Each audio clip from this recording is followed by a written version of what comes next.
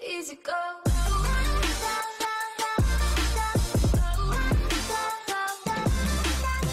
Salut, c'est Zglug. Merci de suivre cette aventure. Merci à ceux qui s'abonnent. N'oubliez pas d'activer les notifications pour être prévenu des nouvelles vidéos. Nous sommes arrivés à installer notre Raspberry Pi Pi0W. Nous avons installé un serveur web. Nous avons installé Motion, diffusé la vidéo, rajouté de la sécurité. Bref, on a fait quelques actions assez longues et pour certaines plus ou moins compliquées. Il serait temps de sauvegarder notre travail. Comme tout matériel informatique, la carte SD peut griller et donc vous pouvez à tout moment perdre tout ce qui a été paramétré. Pour réaliser la sauvegarde, nous allons utiliser un outil qui s'appelle Win32 Disk Imager. Alors rendez-vous sur le PC, c'est parti. Donc on cherche sur Firefox Win32 Disk Imager. Donc c'est un projet SourceForge. Voilà, on se rend dessus, on download.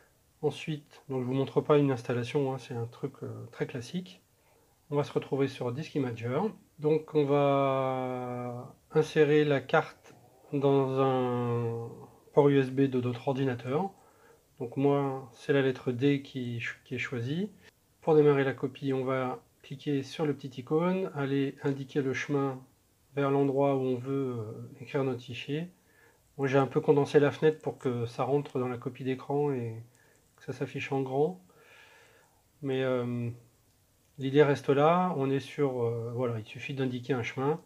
On donne le nom d'un fichier dont l'extension est IMG.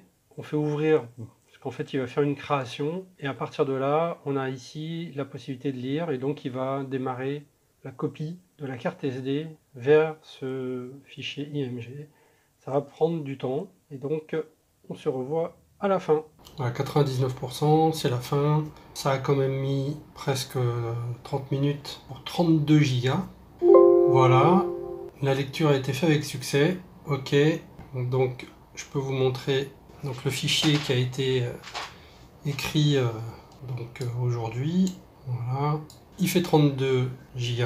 Donc c'est l'équivalent, bon, un tout petit peu moins, mais c'est l'équivalent de ce qu'il y a exactement sur la carte SD.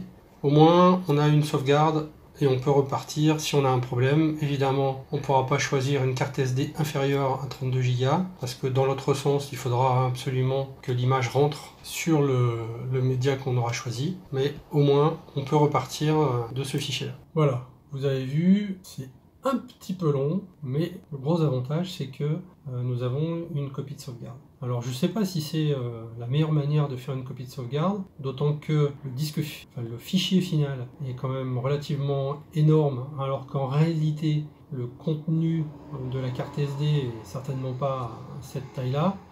Donc on pourra toujours chercher un moyen de réduire cette partie-là. Je ne sais pas si c'est possible. Si vous connaissez une façon de faire, participez, ajoutez un commentaire, et puis peut-être que ça donnera l'occasion de faire une nouvelle vidéo. Je vous le répète à chaque fois, mais j'ai vraiment besoin de vous pour être référencé correctement dans Google.